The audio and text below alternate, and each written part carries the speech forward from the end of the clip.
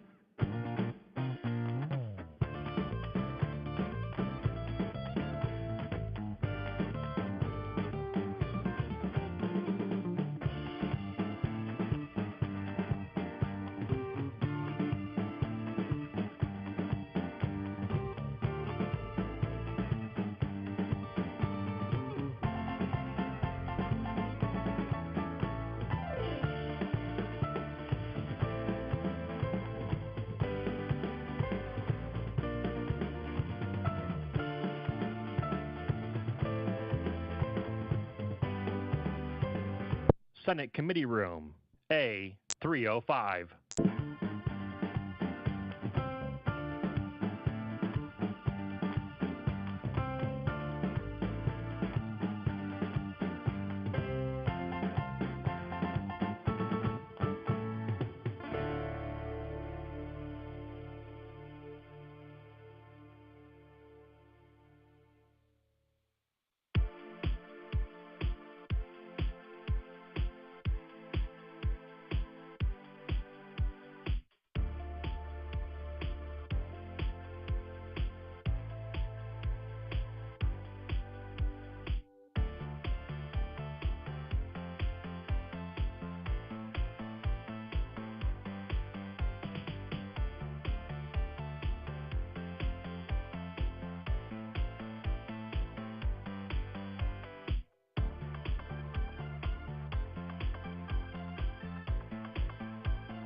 This is the Senate of Virginia, Richmond, Virginia.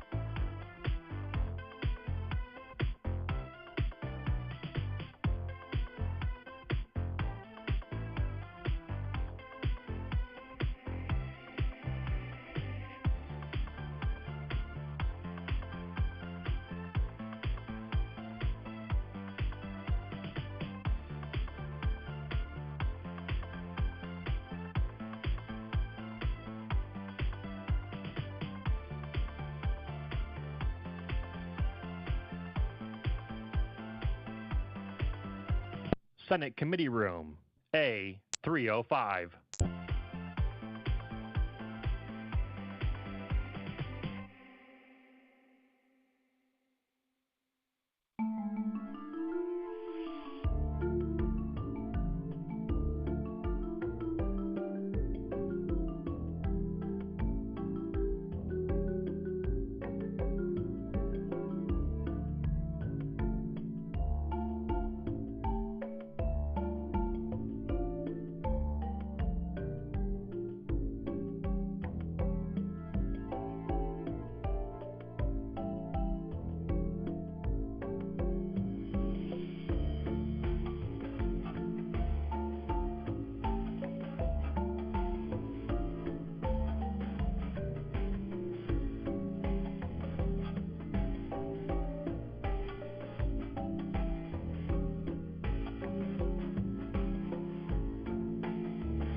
Did you know that you can watch the Senate live on YouTube?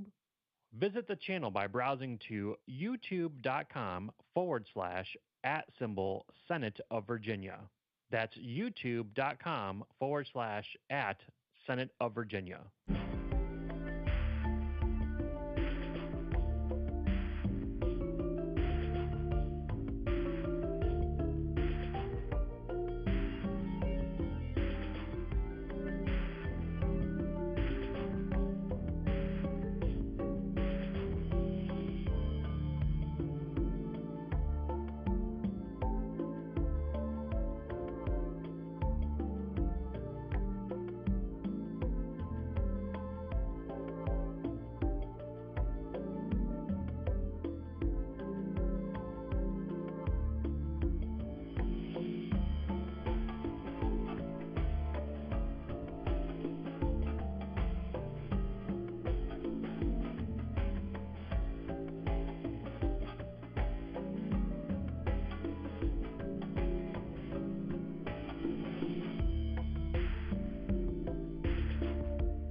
This is the Senate of Virginia, Richmond, Virginia.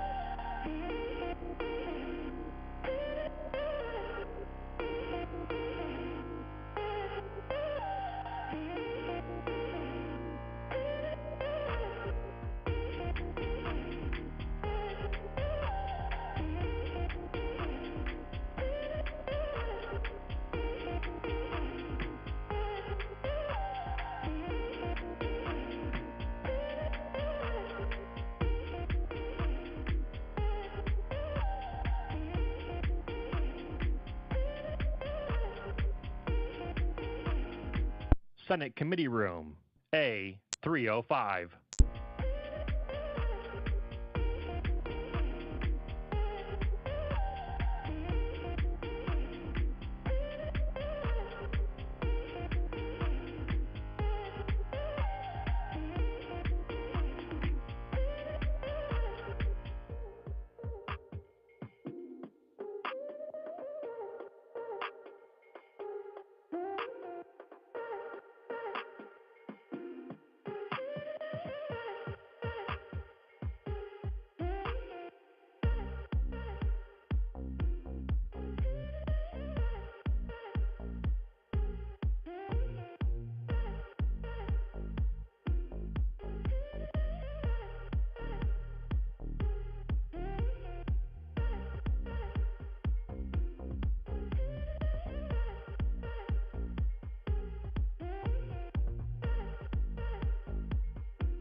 This is the Senate of Virginia, Richmond, Virginia.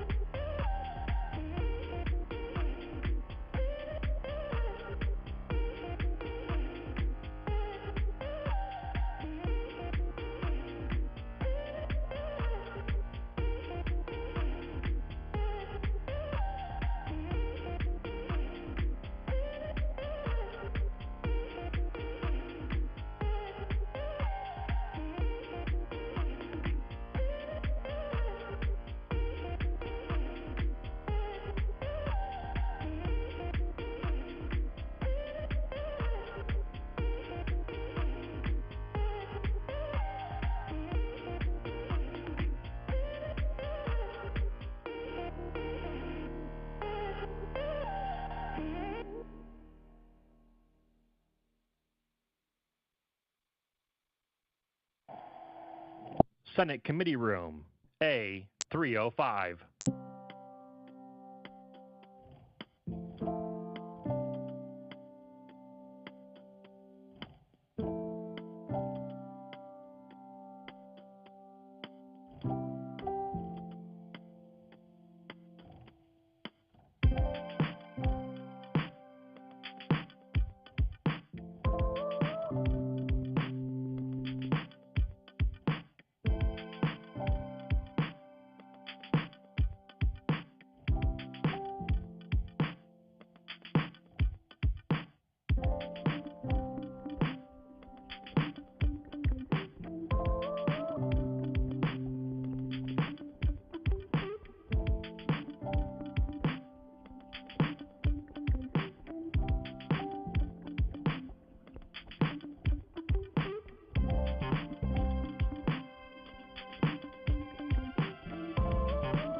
Did you know that you can watch the Senate live on YouTube?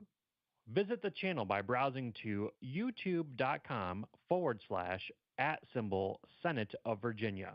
That's youtube.com/@Senate of Virginia.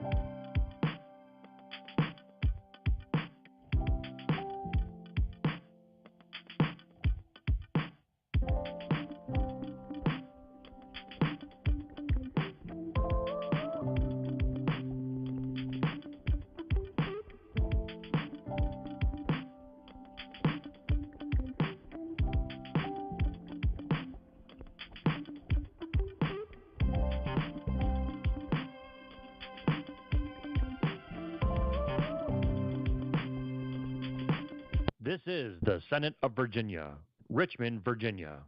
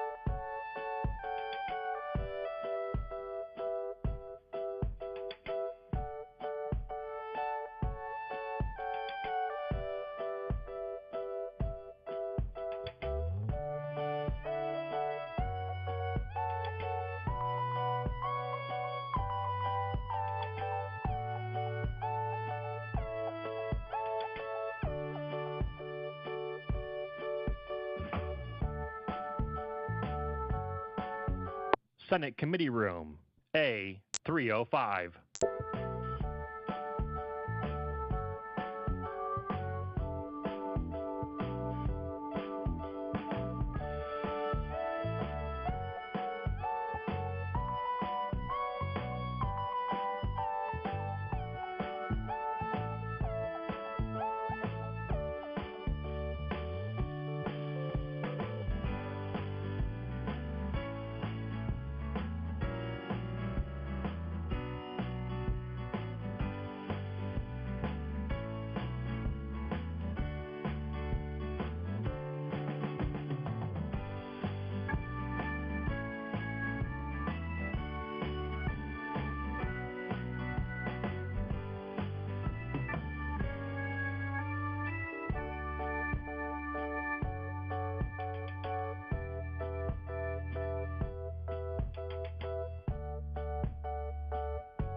This is the Senate of Virginia, Richmond, Virginia.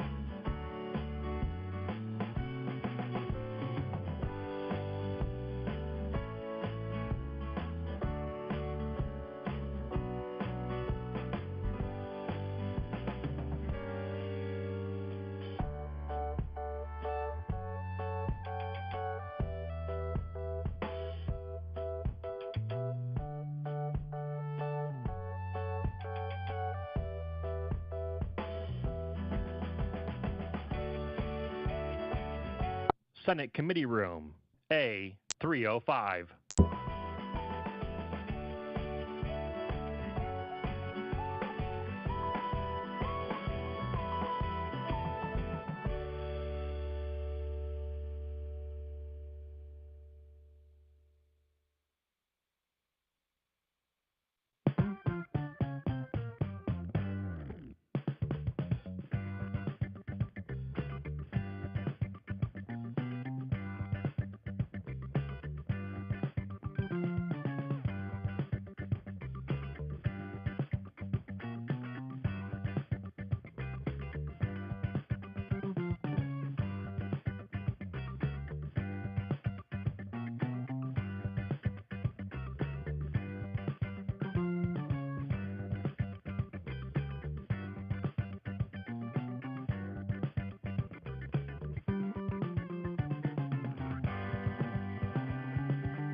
Did you know that you can watch the Senate live on YouTube?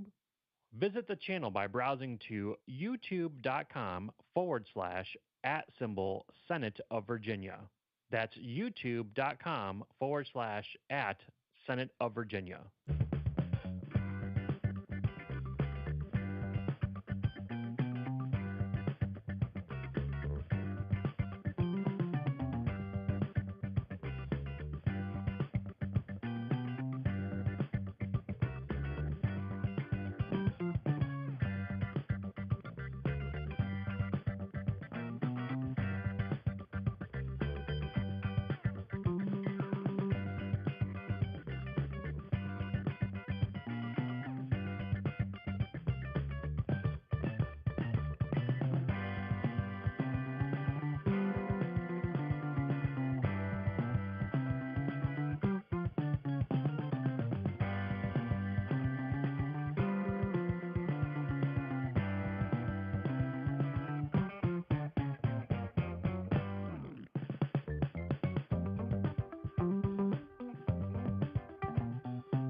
This is the Senate of Virginia, Richmond, Virginia.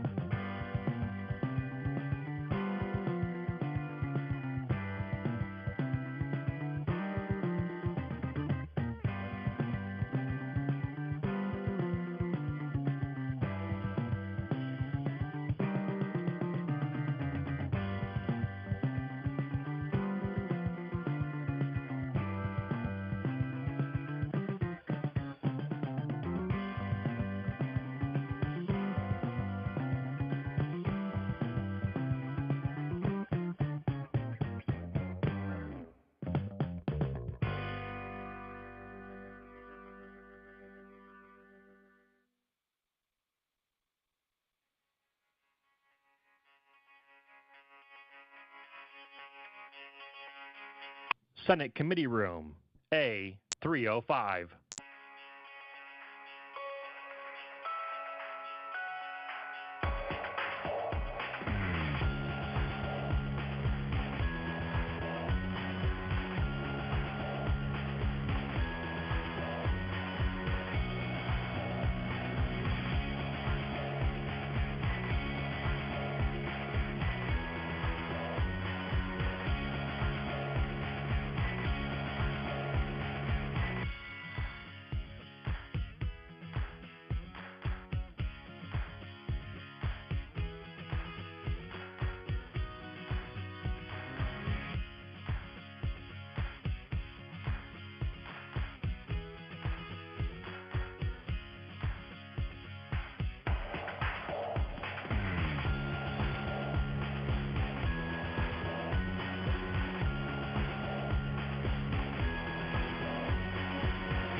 This is the Senate of Virginia, Richmond, Virginia.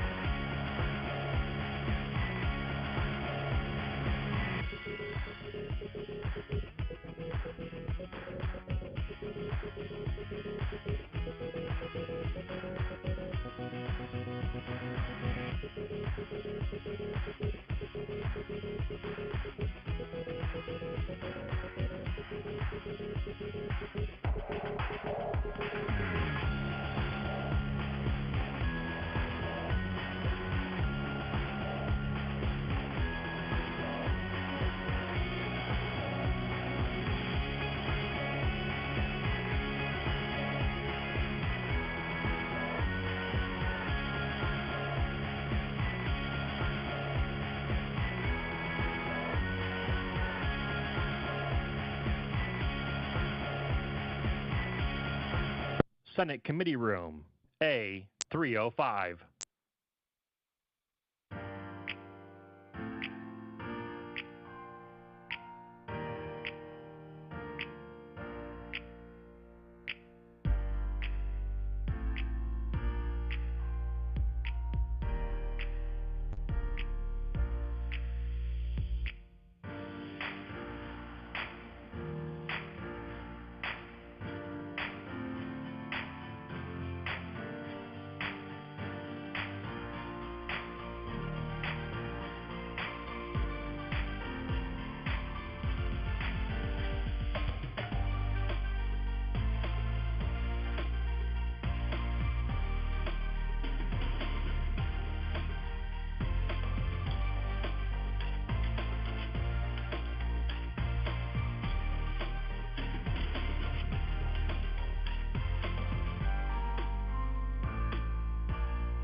Did you know that you can watch the Senate live on YouTube? Visit the channel by browsing to youtube.com/@Senate of Virginia. That's youtube.com/@Senate of Virginia.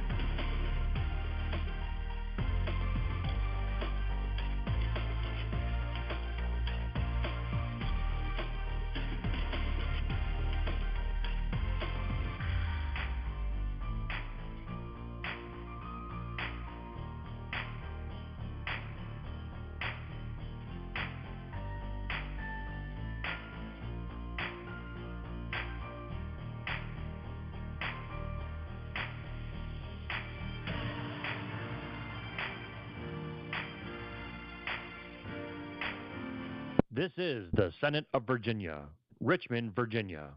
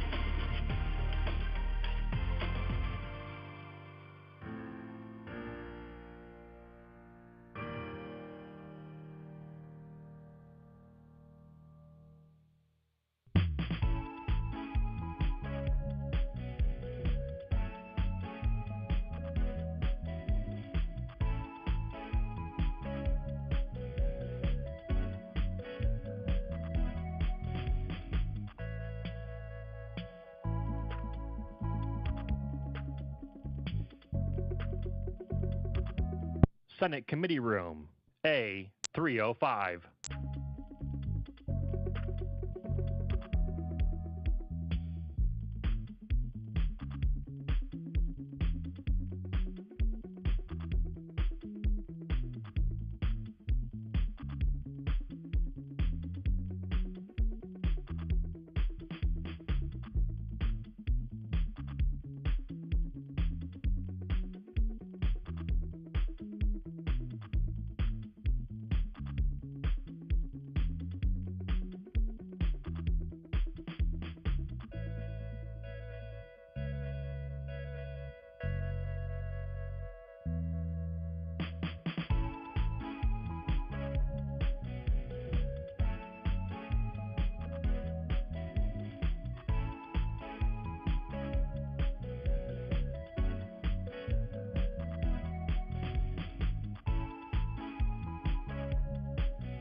This is the Senate of Virginia, Richmond, Virginia.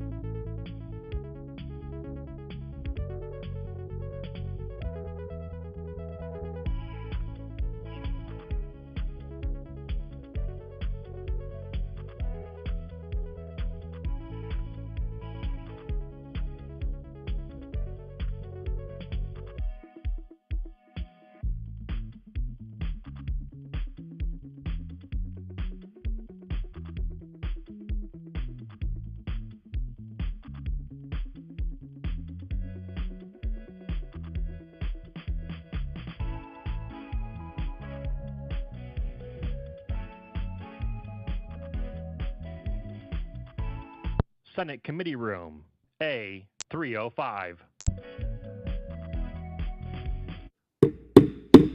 Hi there, I'm Jennifer Boysko, the chair of the Commission on Civic Education. Welcome to our meeting. We do not have a quorum yet, but perhaps if we would like to start by introductions, maybe our last members might show up. Alice, would you like to start? Or Lucille, I'm sorry.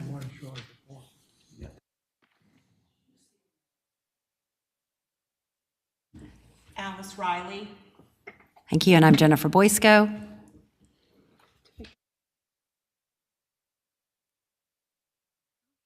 Thank you. Good morning. Atusa Reeser. Hi, Adam Wallach. Good morning, Randy Pearson.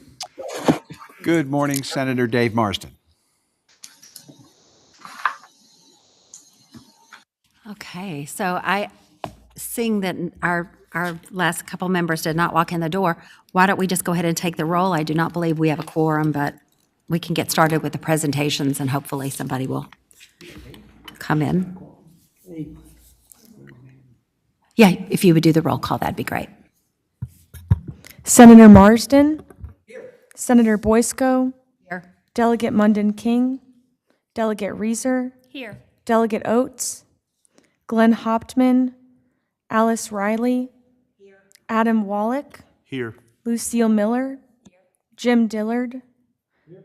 Steve Weddle. Therese Matricardi. Randy Pearson. Here. Benson Redman, Jeff Walters, Marilyn Hill. Thank you so much. So we have several pieces of information to review today. The first is going to be regarding Delegate Green's bill from 2025, House Bill 2052. And I believe I had a conversation with Delegate Green this morning on the way in, but if Ryan Brimmer would like to give us a review of what changes we might suggest to the body for the 2026 session, that'd be great. Yeah, thank you, Madam Chair.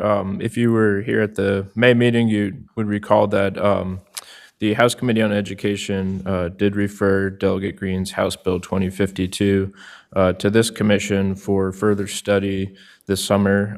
In a nutshell, that bill would have required the standards of learning for 12th grade Virginia and U.S. Government to include certain topics related to local government, namely the purpose, role, responsibility, and identity of local constitutional officers and local governing bodies, including city councils, town councils, boards of supervisors, and school boards. You all had a pretty lengthy discussion on the bill draft at your last meeting. Thought that perhaps it didn't necessarily require inclusion in the standards of learning, but that the Department of Education might be able to somehow incorporate these topics in its associated SOL instructional guides. So what I did was just draft a simple Section 1 bill to that effect, requiring DOE to update those instructional guides with these topics for the 2026-2027 school year. I did share this with the patron.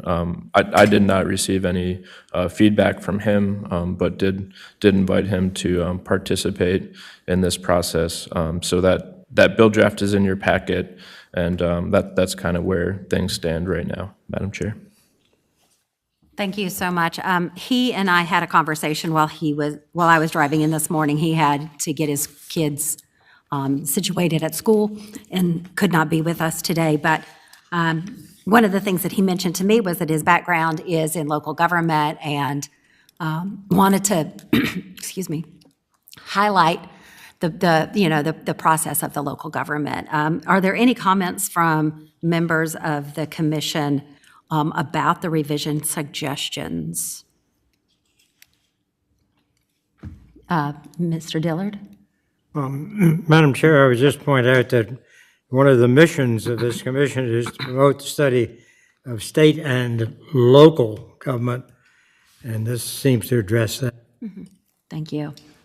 Any other input? Senator Marsden. Thank you, Madam Chair. I think this fits in nicely, too, with our civic education college course that we're attempting to develop. I think making the push there at the beginning and at the end of your educational cycle is well worth the effort.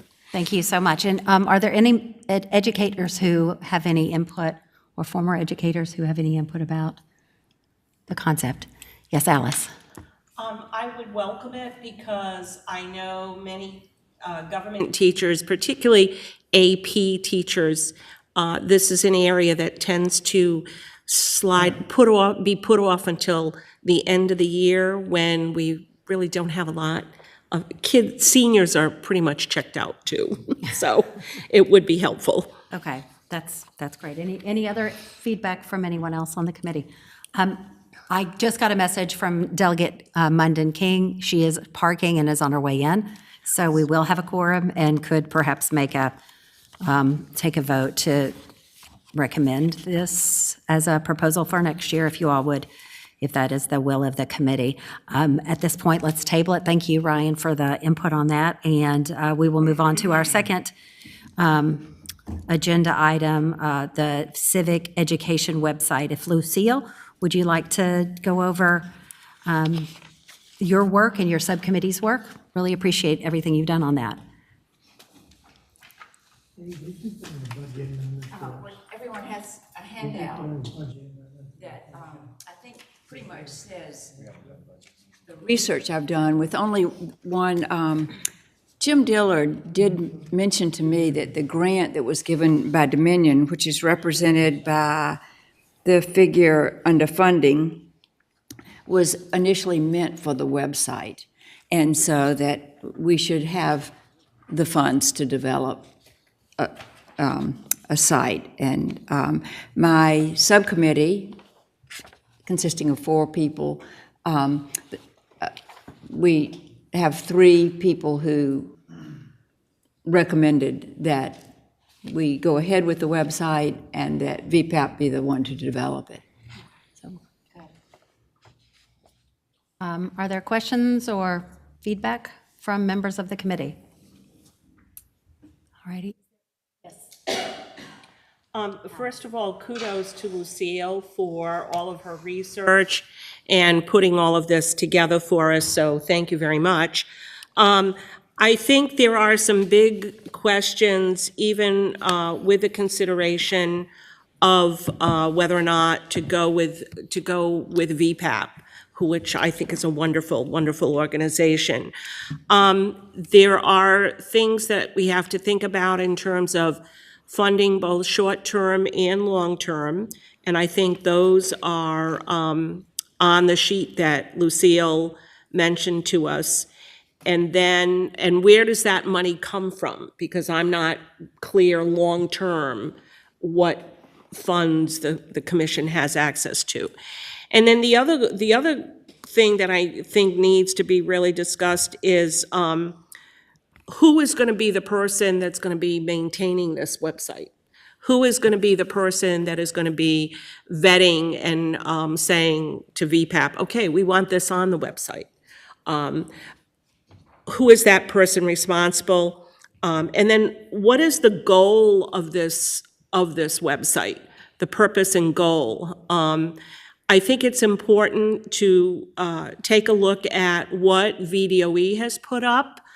I know, as Lucille has mentioned on her handout, that the Civics Commission, first of all, VDOE is required by state code to post a website for the commission. And so I do know that in looking at the commission website on VDOE, it is behind. I think 2022 is the last time there's any information, as Lucille has noted. But related to where the Civics Commission is on the website, there is something called Everyday Civics, which has a number of civic organizations that support civic education and provide resources to teachers. So my question is, are we duplicating those efforts? You know, what else do we want? What is the purpose of having an independent website? I think DOE has evolved since the discussion on the website first started with what we could post and what we can't post. But now that they're posting all these outside organizations, what else do we need? So I hope we can have a robust discussion about that. All righty, Lucille, you're next on the queue. I think it's one thing to post a whole list of things, but I think if you can vet them and categorize them, that would be very helpful.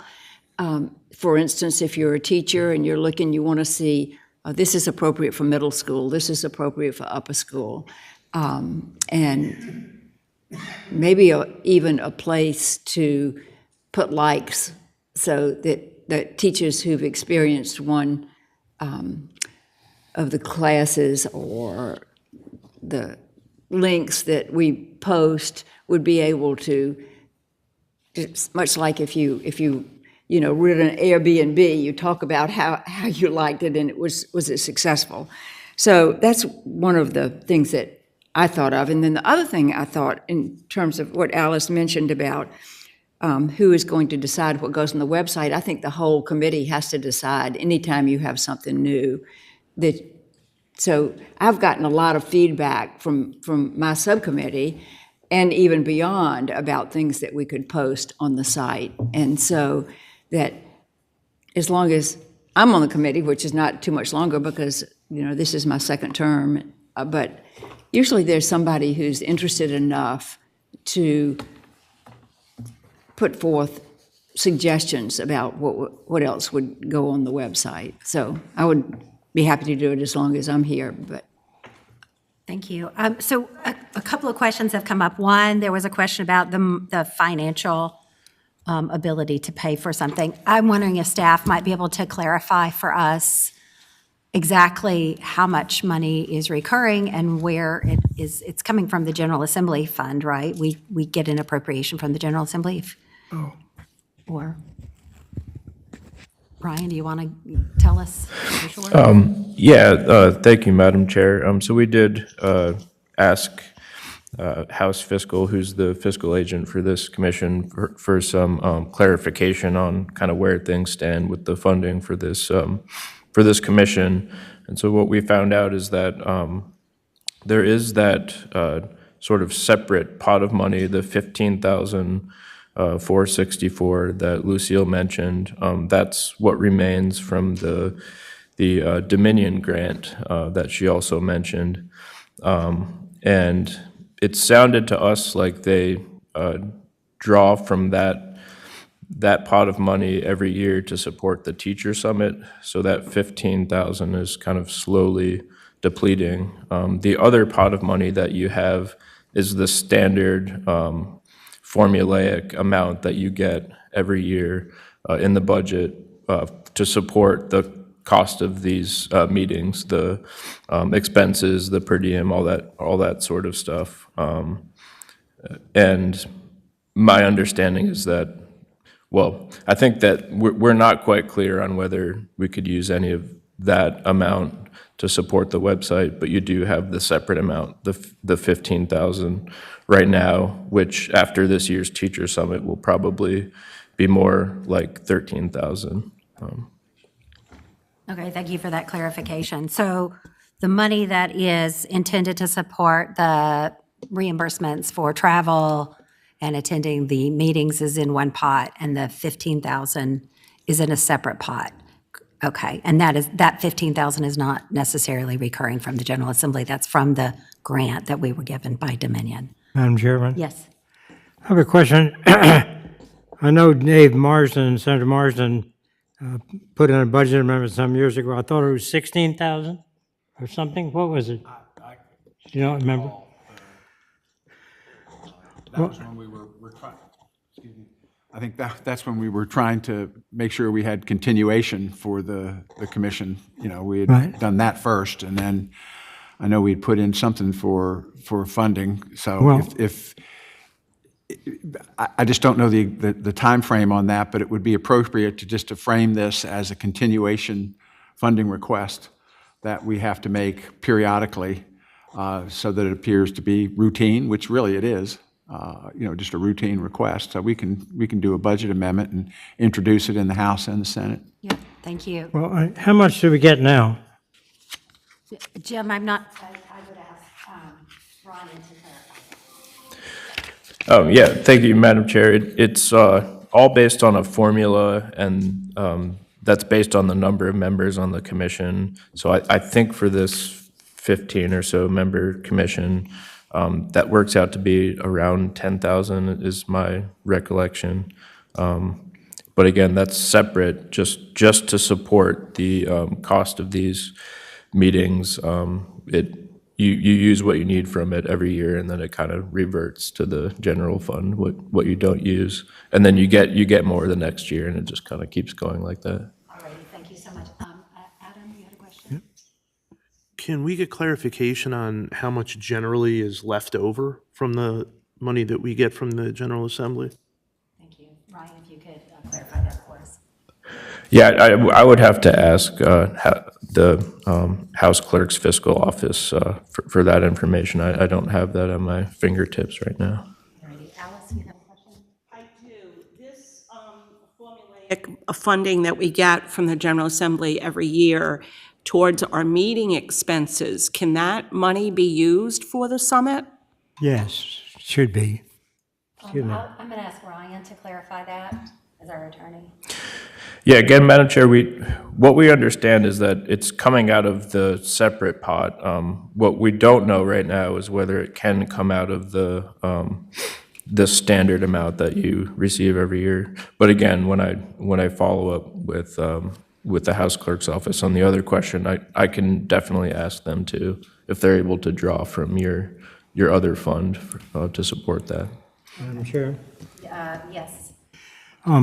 Certainly, the money should not be coming from the fund that Dominion gave us some years ago. That's that 15,000 was designated for a website. And so this next year, Senator Marsden or somebody should clarify that the money from the General Assembly would, in addition to paying for the travel and so forth, should also be used for the annual teacher summit. Yeah, I think, Senator Marsden. thank you. I think we can, Ryan, if we can do some homework on that together, we can figure that out and come up with a number that we might need for a budget amendment. And, but yeah, we do need to, if Dominion was kind enough to give us the money, we do need to follow through and get this thing done.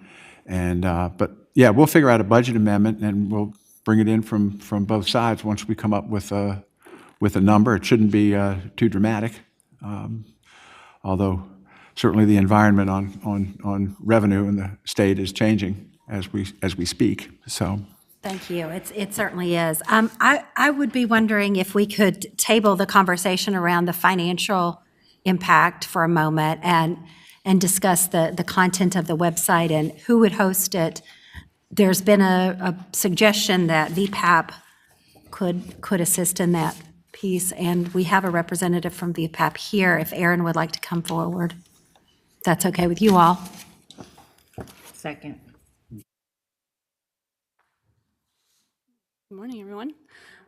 Thanks for having me. In terms of the website and going back to Alice's initial concerns about what is the main purpose, it sounds like the main purpose has really been to take those teacher summit materials and have one place to host them and get them loaded up before the summit and during the summit so that we're not chasing in different emails and things like that after the summit. So I think it would be really good for organizing the summit, both for registration and housing those resources for teachers that would be credible, addressing Lucille's concerns of, as teachers come here, is it liked by other teachers? Is it used?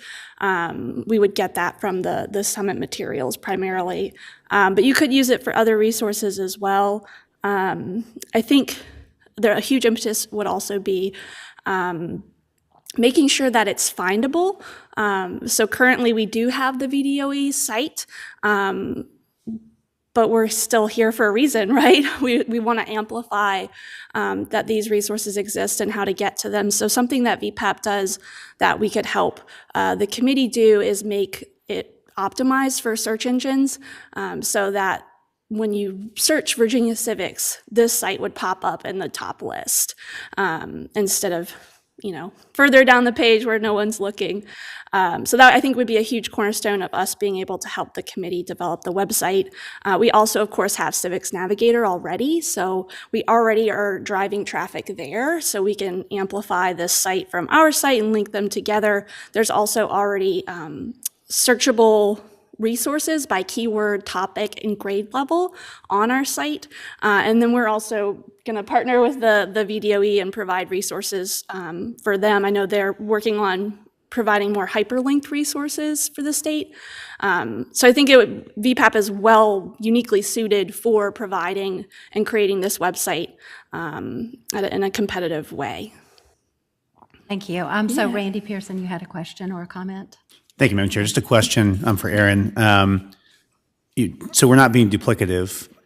Are there gaps that exist right now in the content that VPAP is providing on Civics Navigator, not being an expert on that in any way, or just generally what's out there? Like, what are we not making available to teachers, to students, to the general public that would be valuable that a website can provide beyond the Teacher Summit? And I'm not saying that to diminish the importance of a website, but just what else could we be doing? And what can we make more of this than just a resource landing page for the Teacher Summit, which is what it sounds like is what it would be right now. So what else, what gaps exist out there that this could fill? Yeah, that's a valid question. It sounds like from the committee discussions that I've had with you all that you're interested in showcasing the work of the committee and the aims of the committee. And so there would be an About Us page and sort of amplifying that. So not just the summit, but I think the summit sounds like it is the cornerstone of what the committee does. And given that the meeting schedule being pretty infrequent, I think that probably would be the main thing. It's amplifying the work that you're doing. Potentially, it could also be used as a springboard for funding as you get more visibility for the committee. You could, springboard that into grants for highlighting the work of the committee. Thank you. So Delegate Reeser has a question or a comment, and then Alice Riley. Thank you, Madam Chair. Thank you for the information.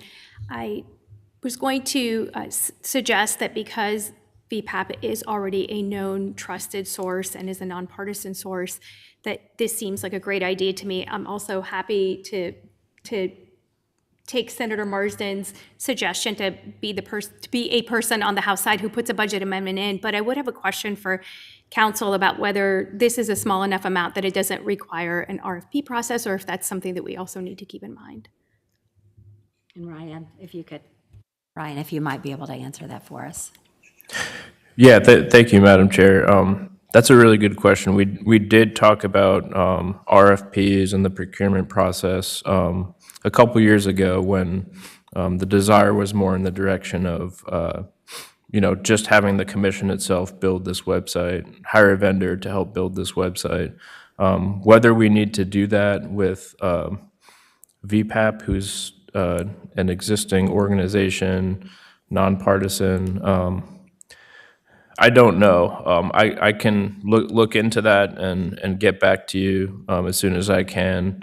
But whether this would be sort of a non-competitive end around the Procurement Act, I don't think so, but I think I want to look at that a little more carefully and get back to you. Thank you so much. Alice Riley and then Lucille Miller. One of the things that we have looked at in the past was a desire to sort of connect teachers or educators or people with other things that are civic related. So you have your own resources, I get that, they're wonderful. If we wanted to connect to other websites, for example, at the last meeting, I presented a bunch of civic-related organizations within Virginia. Can we post those on your website? Would we be able to post those on the Civic Commission website hosted by you? Yes, absolutely. And we're also connected with other organizations that are affiliated with any civics education effort. So a big one is CivX Now, that is put out by iCivics at the federal level. But we are one of the few sort of state level organizations that are state and local focused. But we could absolutely share the links that you shared and others to show those organizations. Thank you very much. Lucille?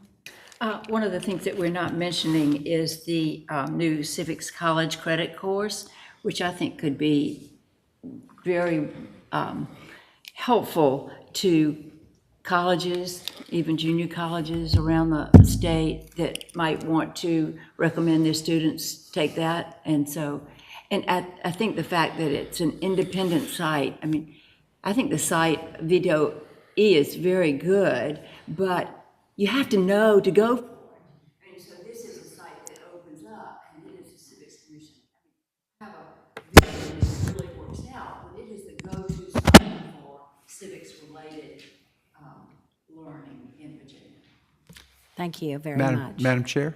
Senator Marsden. Just a thought. We may want to talk to the Public Policy Institute, the SHAR Institute, and perhaps they could give us an idea of what it would cost them to run the website. It would all kind of fit together.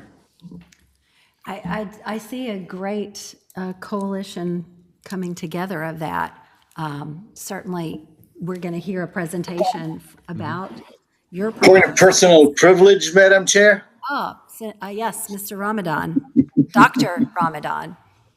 If I may, I'll shut up after this and wait for my turn. But as Senator Marsden was proposing that, I was texting you, Madam Chair, that the Shar School would be more than happy to be helpful with that, especially if we launch this pilot project. We could be a host and help with the website and be of service to the commission. Thank you very much. I appreciate that.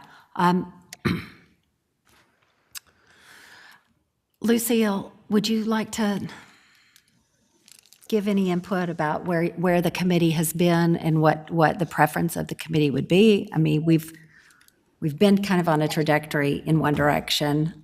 Just wondering if you'd like to take this back to the subcommittee. I was hoping that we could move forward today with a recommendation, but as the subcommittee chair, I'd like to get your input on after hearing everything today. Well, I would like to see, do I need to punch this? I would like to see the committee take a vote on whether they want to go forward with this, because we've put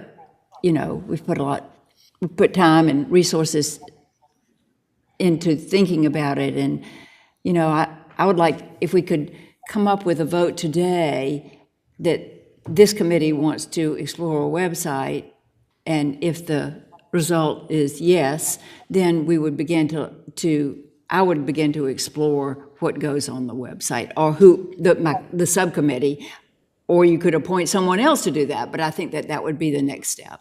Thank you. So we have a motion? Yes, I have a motion that we take a vote on whether to, how would I say that? With the website? To have a website for this committee. Hosted by VPAP. Do we have to add hosted by VPAP? Well, I don't, Madam Chair. Yes, Delegate London King. Madam Chair, I would just add, I don't think we want to add VPAP yet because of the question about do we need to do a RFP process? So I think your motion is that the committee would like to move forward with the website. Is that correct? Yes. Delegate London King, were you Second. making a second? I would like to note that Delegate London King is here at this point, which brings us to a full quorum. Any discussion on the motion? Hearing none, if the clerk would call the roll. Senator Marsden, Yes. Senator Boysko, Yes. Delegate Munden King, Yes. Delegate Reeser, Yes. Alice Riley, Yes. Adam Wallach, Yes. Lucille Miller, Yes. Jim Dillard, Randy Pearson. Ayes 8, no 0, 1 abstention. Okay, great. So with that, there is a consensus to move forward with the website. I would ask that the subcommittee handle the discussion about where it should land, and then bring back a recommendation to the committee, the full committee, at our next meeting, with the information that Ryan will have gotten for us about funding and whether or not we need an RFP.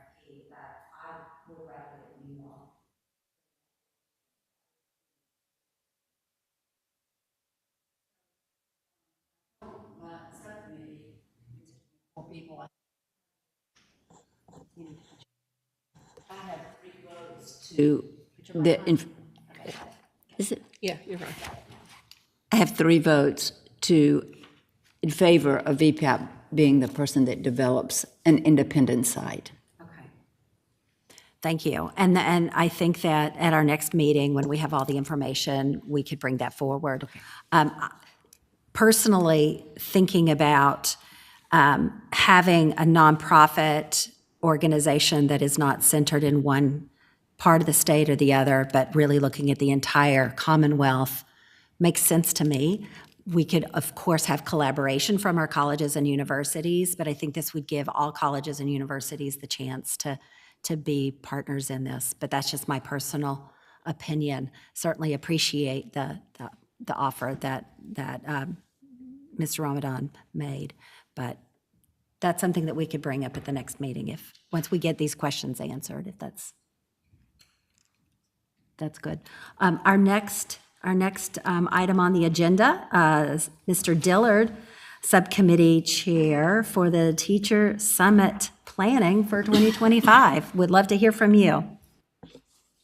Madam Chairman, let me first say that I'd like to thank Alice and Lucille for helping get this thing in the right direction and their suggestions. I think everybody has a copy of the agenda for the program or not? Somewhere? Should be in your purple packet.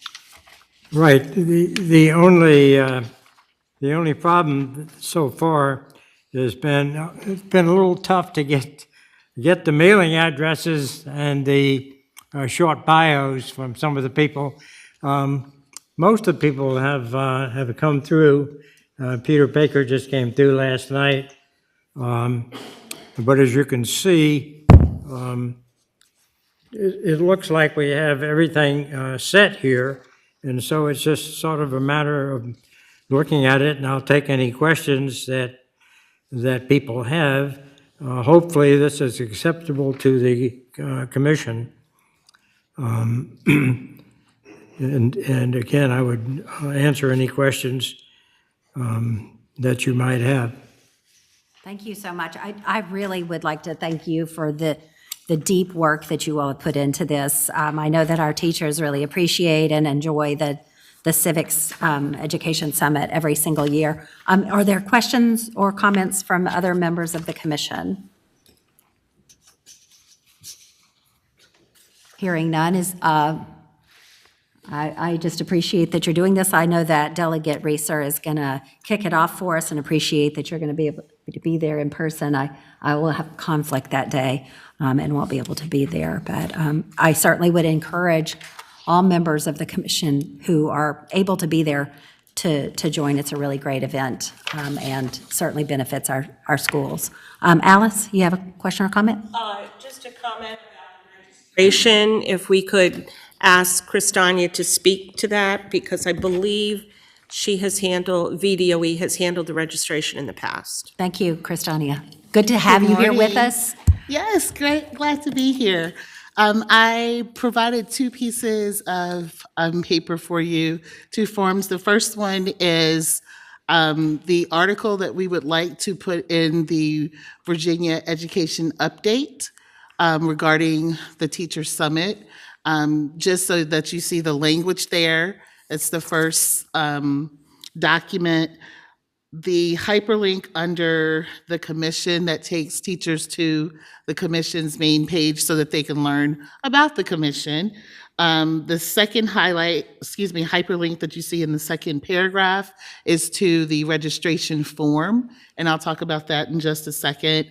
And then lastly, the History and Social Science webpage that highlights everyday civics that Alice talked about earlier. The second document that I've provided for you is a hard copy of the registration. This is the information that we have traditionally collected from teachers regarding the registration. If there are any additional items that you would like for us to add to the registration form, data that you may want to collect about who is registering for the summit, just let me know and we'll make those adjustments to the registration form. We will open up registration. This first article, we are asking to run the 28th or after that. It has to go through the approval process at the DOE also. So either the 28th of August or that following Thursday, and then repeat as a reminder, just in case we're getting close to a full house, but we'd like to keep it open a little bit longer, we can do a reminder article on October 23rd.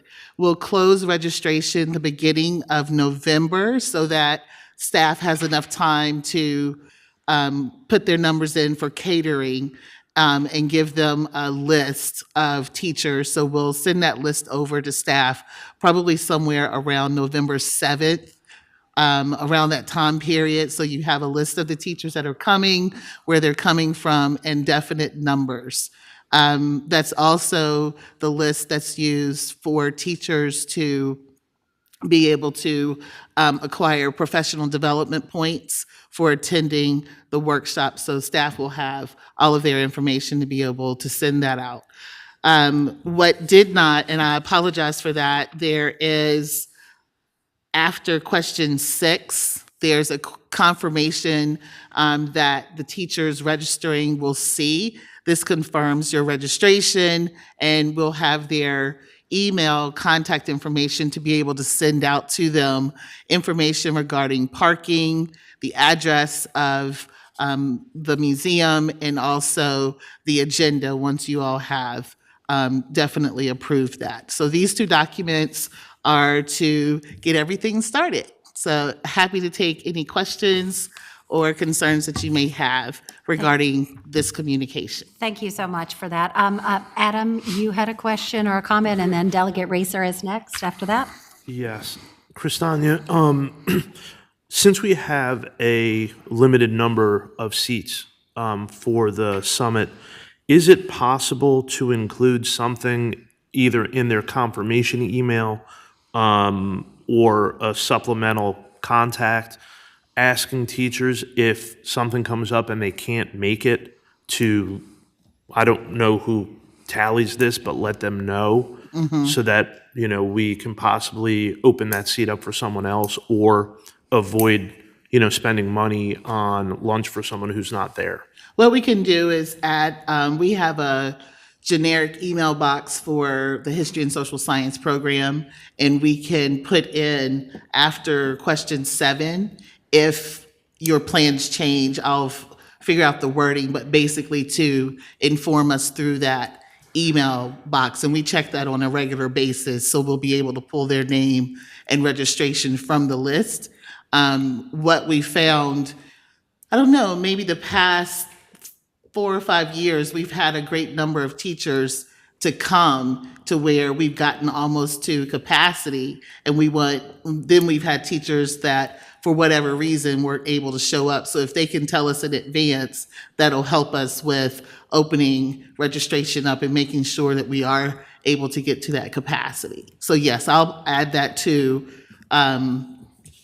the registration form. It'll have the email box for them to contact us to let us know that they won't be able to attend. Thank you very much. Thank you. Delegate Racer, Thank followed you, by Madam. Alice Riley. Thank you, Madam Chair. Thank you for the information that you presented. I just have a question about Yes. number 4 on this form.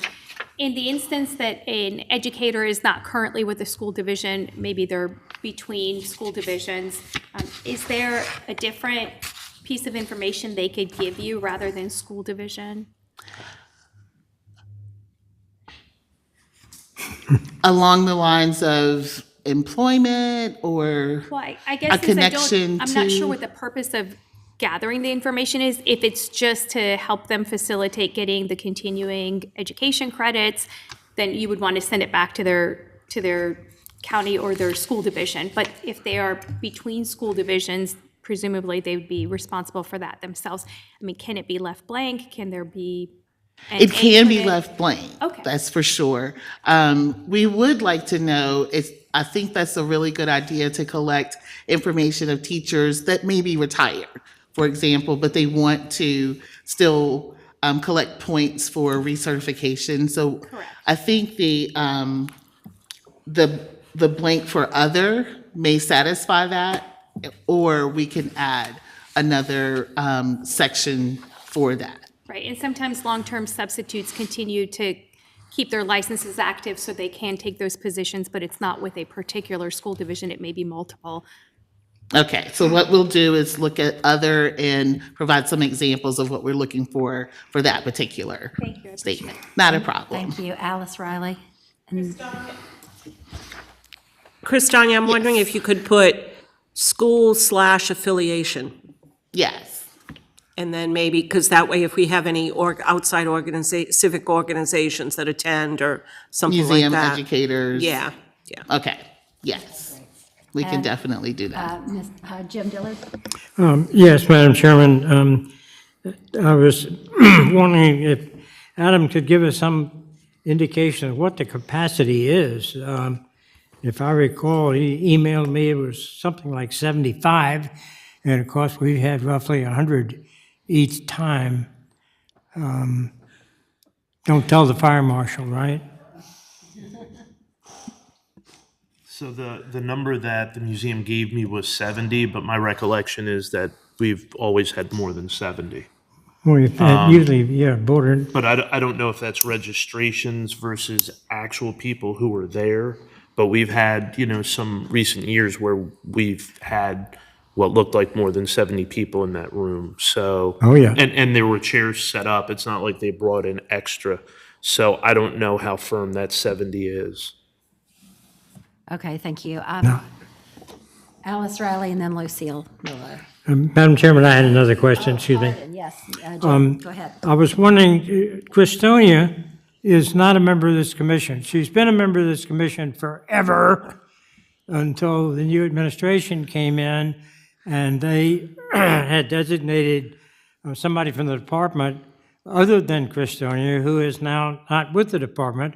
I was wondering if you could talk to the speaker and request a speaker to appoint Christonia to the commission. I'll call as well, but if you could do that, that would be helpful. Thank you. Because we really need her on the commission. She's here all the time anyway, so. Is always here, and she is such an important collaborator in this process. I agree that she is a very valued member of the work that we do, and thank you for highlighting that, yes. Lucille Miller? So I was wondering if you do reach, if somebody tries to register after it's full, if you could have a waiting list. Yes, ma'am, we do generally generate a waiting list for teachers, especially when we do get word that someone isn't able to come, maybe something has come up, then we can reach out to that person. Yes, ma'am. Great. Madam Thank Chair? Yes, Senator Marsden. Just as a point of interest, what would, if we opened it up and didn't have a capacity and just said, as many people can come as can come, what have you, what do you think that the attendance would be? Does anybody have any idea what it might be if it was just open for as many as wanted to sign up? I think in looking at the past numbers since I've been affiliated, probably, Mr. Dillard, correct me if I'm wrong on this, we may have had close to 125 when we had a larger location. So I know during the pandemic, because we did the summit over 3 or 4 weeks, that was pretty large also, but it was also virtual the whole entire time. So I think 125. The thought that the commission had maybe a few years ago in moving the meetings, teachers were really looking forward to that because we don't have as many teachers from the far Southwest, of course, because the travel time is basic, like 6 hours. So the thought of moving so that we could reach all of those teachers, moving the Civic Summit across the Commonwealth, we would gain more participation from teachers. So just to put that out there as another idea or to rethink that. Our teachers know that this is an annual summit, so they kind of get their building administrators ready for, I'd like to attend this, and this is what I gain. They gain a lot, especially from the election analysis. Our government teachers really, really look forward to that discussion.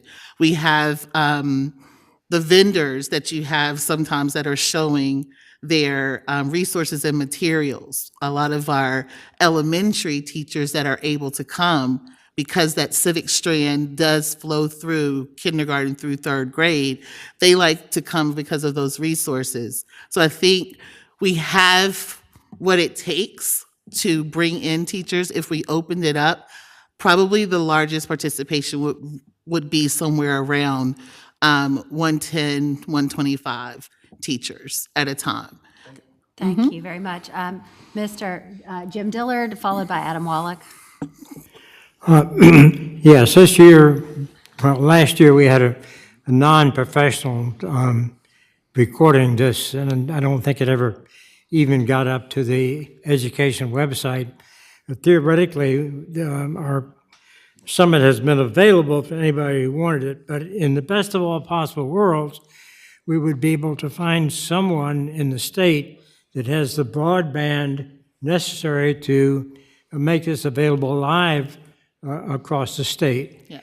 And we can explore that possibility.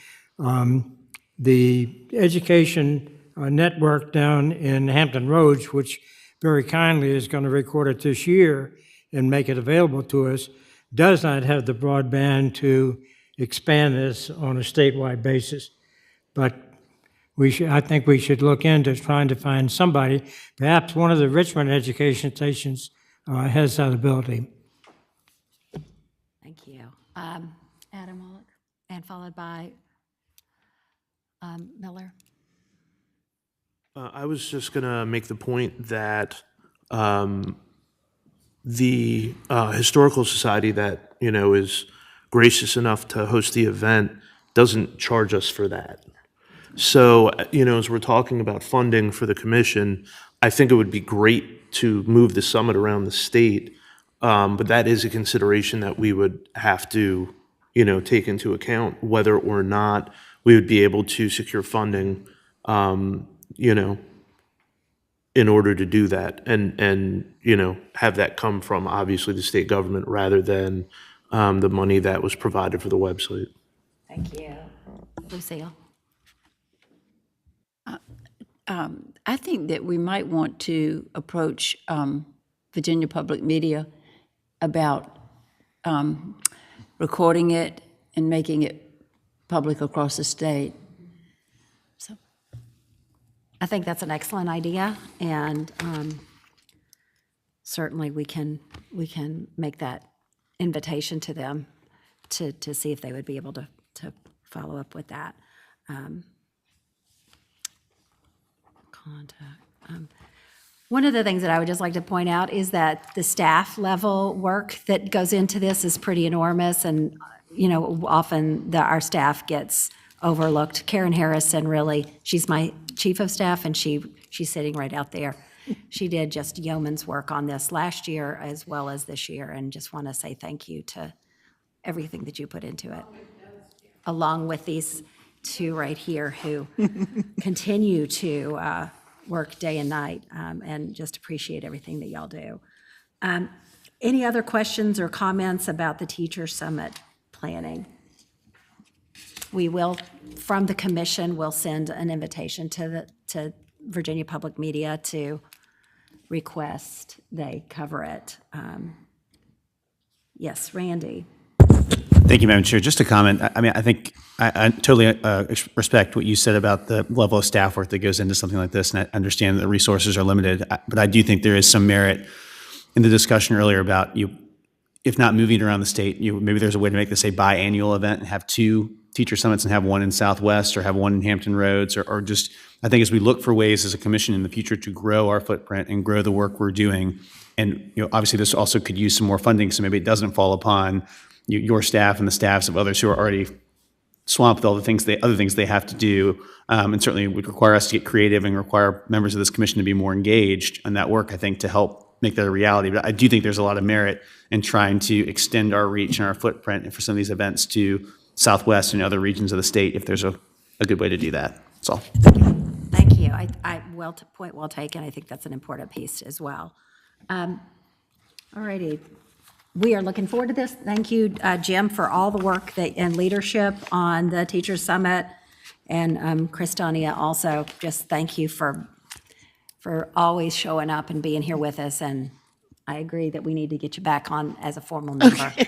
Thank you very We much. just really appreciate your partnership and willingness to always be involved in this very important issue. Not a problem. Thank you.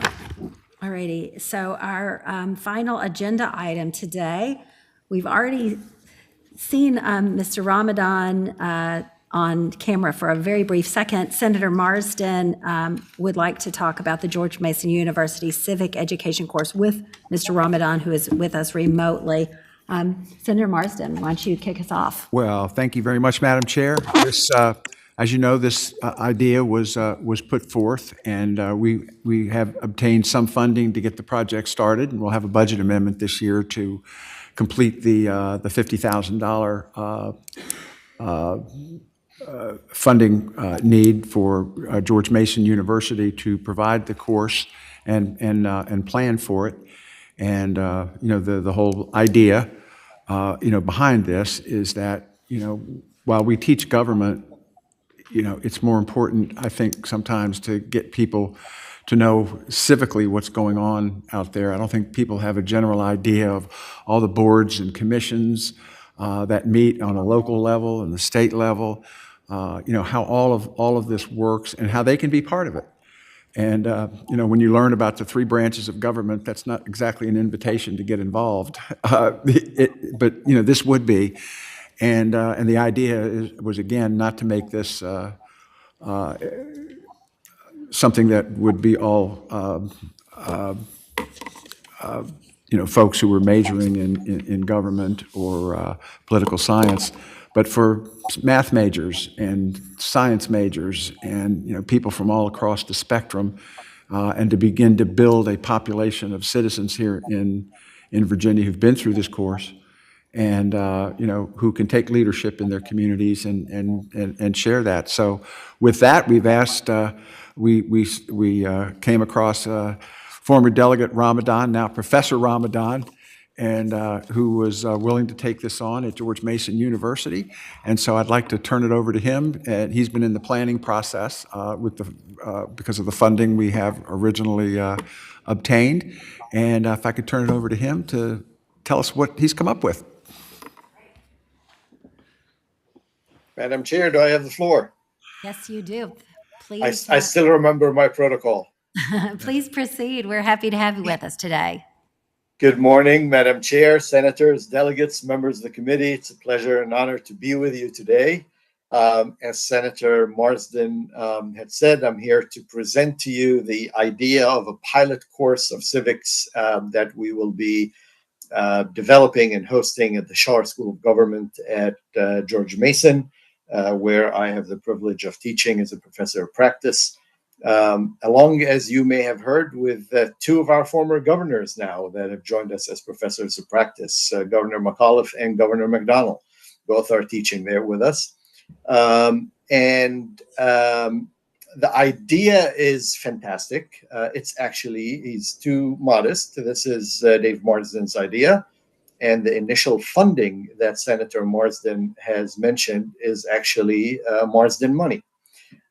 So we are thankful for him to initiate this. We've been at the Schar School, Madam Chair, interested in bringing upon this civics teaching across the Commonwealth for a couple of years now. And if I may go off subject for just a second, especially after listening to the discussions in your commission, money is an issue. And I saw how we were talking about, with all due respect, minimum amounts of money that the commission is having to deal with. We don't teach civics in Virginia except once in 8th grade. And if there's any indication of the need of teaching civics today is for any of us to open up the newspaper and read and hear the polarization in our country and our Commonwealth. We developed a couple of years ago a whole program and a framework to build a civic center at George Mason, which has not been a priority for any university at this point. We don't have a real civic center in any of our universities. I hope that at one point, hopefully during the next governor's term, that a serious discussion takes place on building a permanent civic center and fund it appropriately so we can create and host not just one teacher summit a year, but be a resource and training for teachers and students in K-12 throughout the year out of our university, and bring civics to those that are not studying political science and governments across our universities.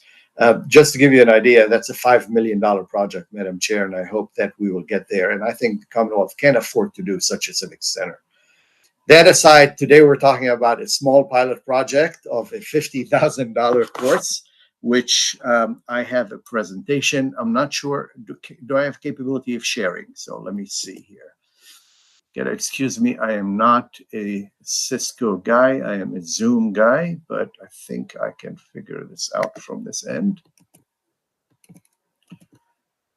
And it is share screen, nope, cancel, share application.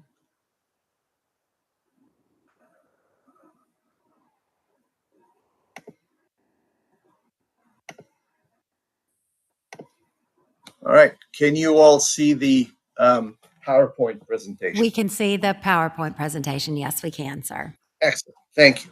So what we've developed is a framework here for a course. This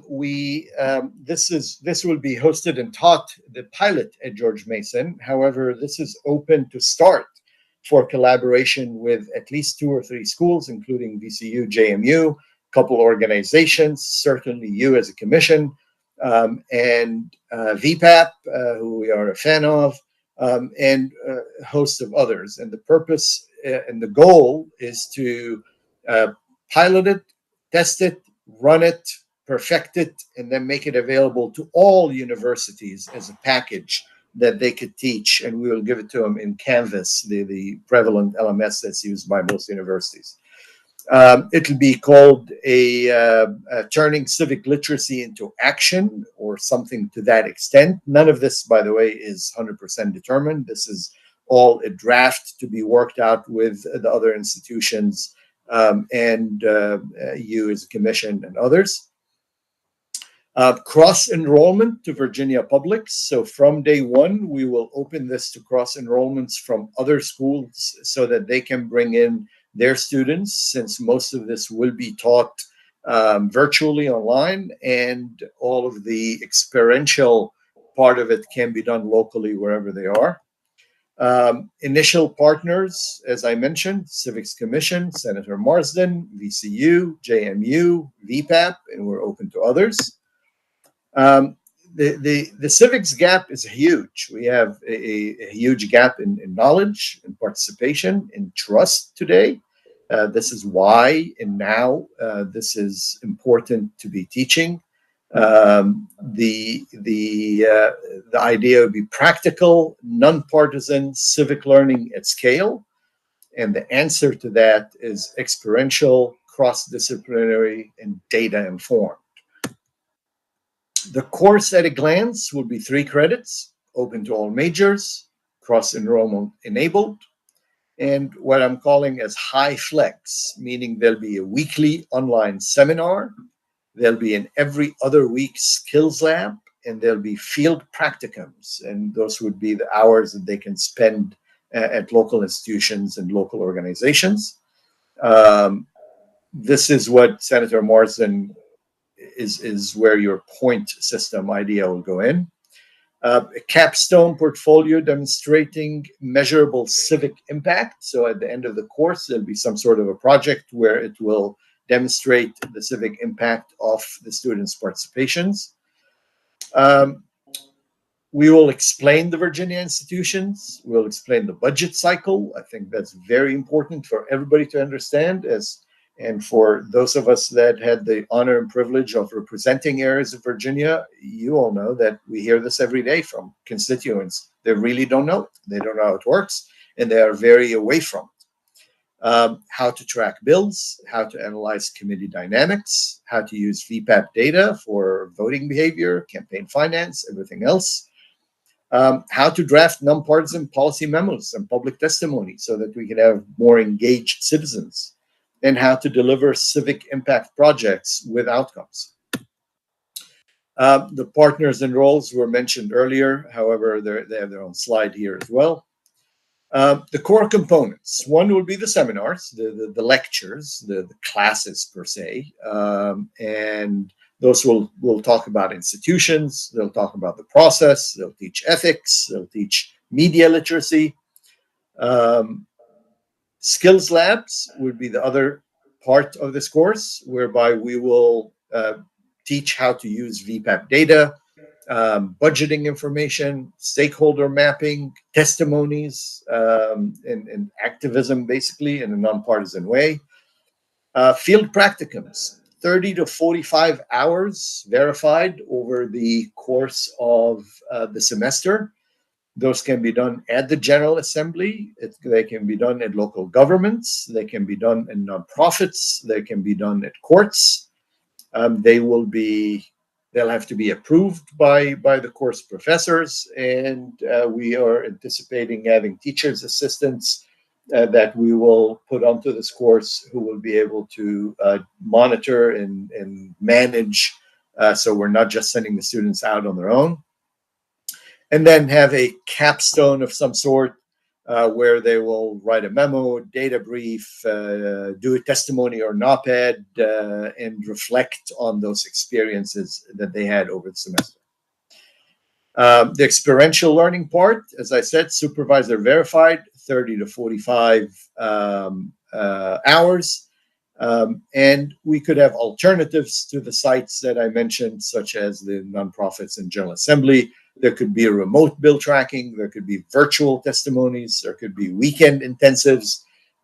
We want this course to be available to everybody from across the Commonwealth, even those that are in areas that, I mean, all areas have local government that they can participate in, but just in case that they can't for some reason, we will make even the experiential learning available in a virtual way if needed.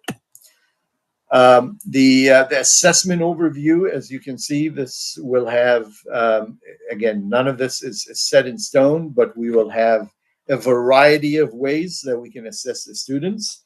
The idea here is not to make it hard. As I tell all my students in my courses at George Mason, I say you start with an A and you go down from there. You don't have to earn up to an A, you start with an A. We want to teach knowledge, not to get a grade or get on somebody to be tough. On the contrary, the idea is to teach them practical knowledge that they can leave with and serve them and serve the community that they are part of for years to come. So we can divide this in a way that everybody can be successful in this course. Here are some of the, again, suggestions of the topics that will be taught over, all of our courses are over a 15-week period.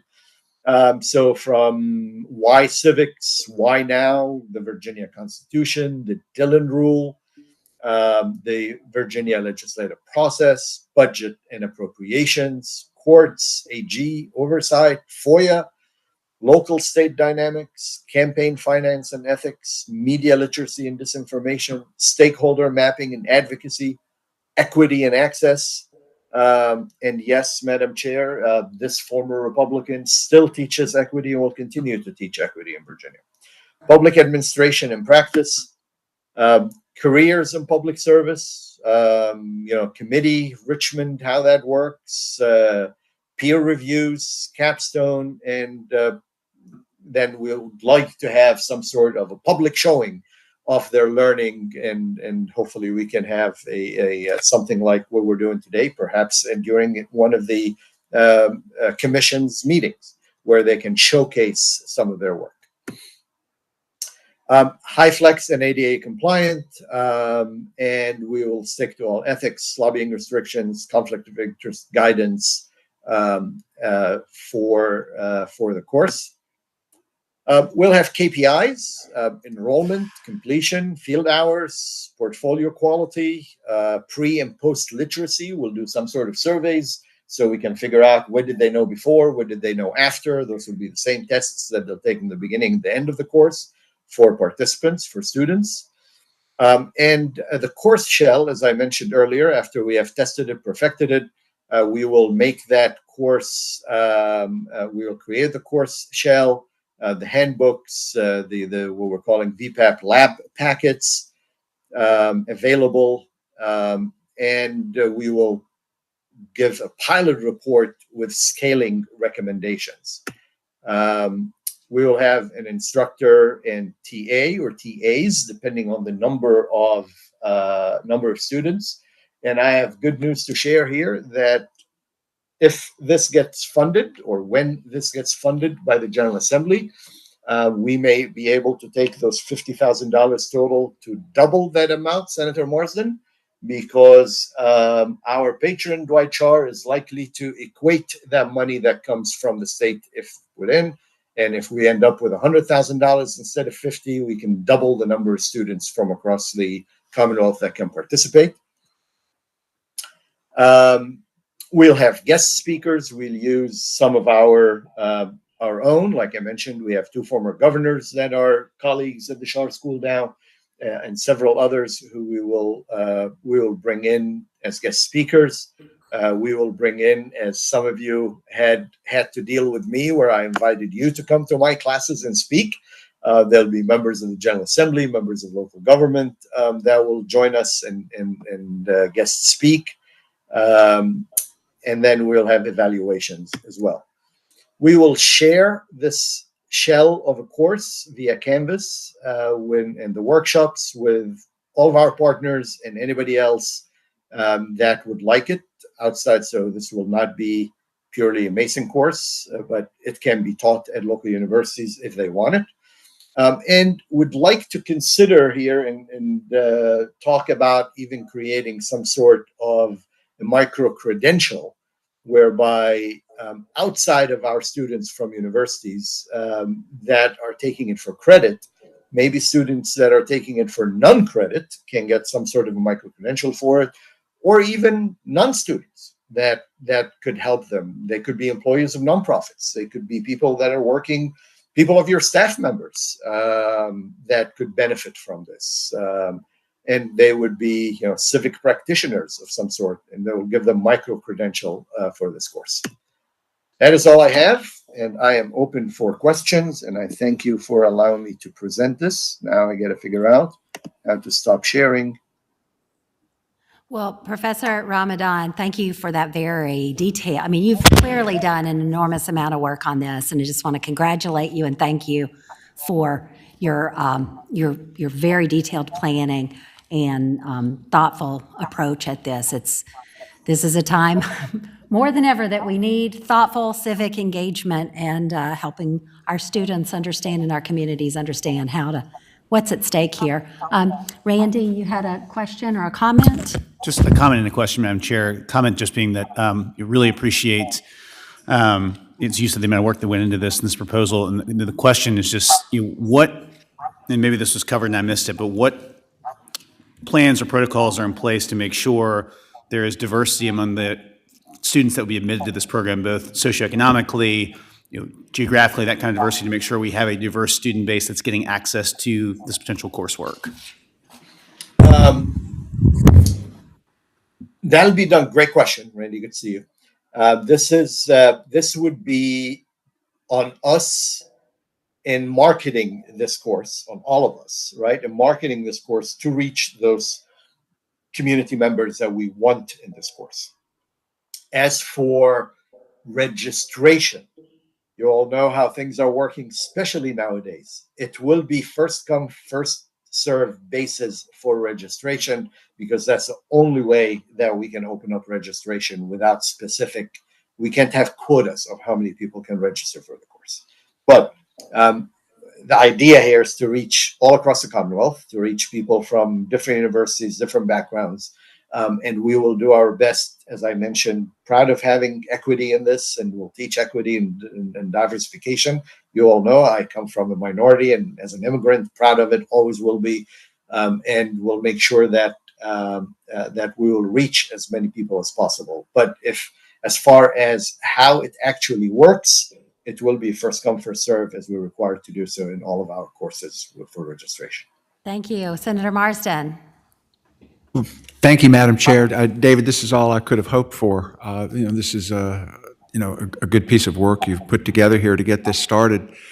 And one of the things I'd hope we could emphasize here, based on some of our recent history here in the United States, people seem to have a great mistrust about the counting process of votes and how that's worked with volunteers and paid people to come in and count votes and to do all that. So if that's something that we can work into the program to make sure that there's an understanding, perhaps you can put together an evening seminar, from people around the Commonwealth, from small rural jurisdictions to large urban jurisdictions, as to how that is all organized and how we count the votes and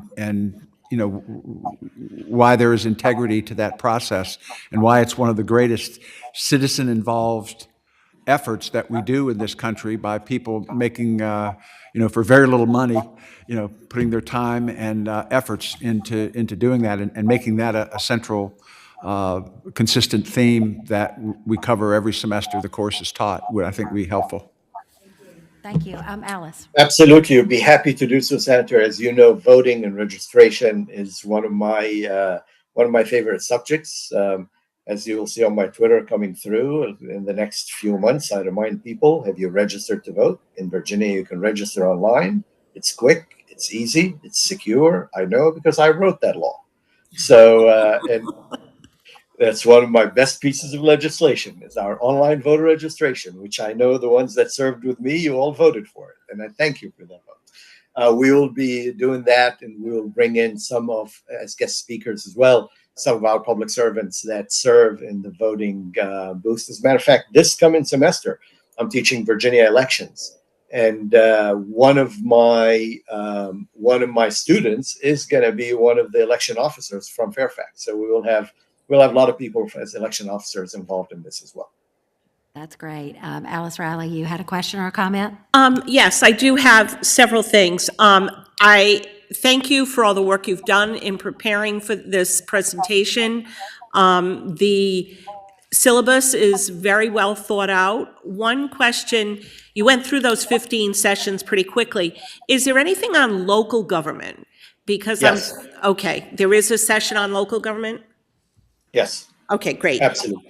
The other a question I had is, you mentioned partnering with JMU. Have you talked to the folks there at their Center for Civic Engagement? Senator Marsden, when he initially started this conversation, had somebody from JMU and somebody from VCU on a call that they invited me to join in. And so we have a point of contact, and we will be coordinating all of this with them. Okay. Just to also let you know that Longwood University is now starting they have a core curriculum requirement on civics as well as Civite course curriculums that they're starting to require. I wonder, as you look to partner with other schools, if you would partner, because we're looking at, that whole issue of marketing that Randy brought up, going to smaller public universities in Southwest and the southern part of the state in order to possibly partner with them who might not have the capacity to develop a course like this. I come to you today from Franklin County, Virginia, where I am at my Smith Mountain Lake place. I am married to a Franklin County Southwest girl who went to our local universities here. And yes, absolutely, we'll be reaching out to them. Along with a few community colleges as well that are welcome to join on this. Thank you. Thank you. And I think involving the community colleges is a great idea to expand. I have Randy, followed by Senator Marsden, who had questions or comments. Randy, go ahead. Thank you, Madam Chair. Just one additional comment. Former Delegate Robin, I love the idea you had in your presentation, too, of having the students come present their final projects or capstone projects to the commission, as we're looking again for more things for the commission to do, and also trying to show our interest in increasing civic engagement on young folks. I can't think of a better way than having them, even if it requires a special or additional meeting of this group. I think that's a great idea. It would be a great end of course activity for those students. So kudos for that. Thank you. And Senator Marsden, last word on this. Thank you. What do you think, statewide, what do you think the capacity of the course per semester might be? Capacity of students? If I get the extra 50 grand from our donor, and the 50 grand that the General Assembly puts in, we should be able to hire enough TAs. That'll be, see, the addition in people joining the course is really having extra TAs that'll join, or teachers' assistants that'll be managing them. Otherwise, you end up with one of those courses where they don't get personal attention, and that's not the purpose of this course. And this is not a lecture course, an experiential course. But if we get the extra 50,000 and have a budget of 100,000, I can probably accommodate up to 200 students a semester. Great, thank you. Okay, thank you. That was a really interesting proposal. I love the concept and look forward to seeing how the session goes, if we can bring the next appropriation for that. Professor Ramadan, thank you so much for your time and attention and sitting with us through this meeting. Really appreciate your input and your expertise in this area and willingness to partner with us. Pleasure. Thank you for having me, and good to see you all, and see you all in person soon. Great. Thank you so much. We are now on through our primary piece of our agenda. Is there other business that has not been brought up that anyone needed to bring to the attention of the commission? Oh, Ryan has a couple of things. Okay, Ryan, please, the floor is yours. Thank you, Madam Chair. So in the intervening time, I was able to dig up my old research on the website issue and procurement. And so what I remembered was that there is an exemption from the Procurement Act for legislative agencies. And basically what you would have to do is receive a written exemption from either the chairman of the House Committee on Rules or the Senate Committee on Rules. And so I asked around about that exemption a couple years ago, and it's typically reserved for situations in which there are extenuating circumstances. So for an example, there's a big time constraint and you can't do the procurement process, or you really need someone specific, and so you know that opening it up competitively is not really going to generate more than one bid. So that's what you would have to do to avoid the normal procurement process. I would say in this case, if you really know that VPAP is the organization that you want to go with because they're the only nonpartisan nonprofit out there with experience in web development and search engine optimization and civic engagement, that sort of thing, that you might be able to get that exemption from either the speaker or Senator Locke, and I'd be happy to draft a letter to either of those individuals if that's the way that you decide you want to go with that. So I just wanted to fill you in and provide a better answer to Delegate Reeser's question on that item on the agenda. Thank you so much for that. So can I just clarify, it would not be the Joint Rules Committee, but it would be either the House or the Senate? Yeah, chairman of either of the Rules Committees, so either Speaker Scott or Chairman Locke. Okay, thank you for that clarification, and if you could draft that, I think once the subcommittee on the website is finished with their work, I think perhaps drafting that would be a good idea if we go with VPAP. Yeah, happy to do that, Madam Chair. And then the other thing, I just wanted to, I see that Delegate Munden King has stepped out, but circle back, and I was wondering if you all are interested in going back to Delegate Green's bill draft now that you had a quorum but don't quite have a quorum in the room now. Lost our quorum, unfortunately. Yeah. So I think we're going to have to table that, but certainly appreciate the work that you did and will help us look to the next session. I think what you've done is a very reasonable concept, but since we no longer have our quorum, I don't think we can make an official recommendation. Understand, Madam Chair. Just wanted to circle back, but thank you for closing the loop on that. Thank you for that work. I appreciate it. Do we have any other new business in front of us? Is there any public comment? Anyone signed up for public comment today? Alrighty, hearing none. I would like to entertain a motion to adjourn. So moved. Alrighty, we have a motion. We have a motion and a second. Thank you all for your time.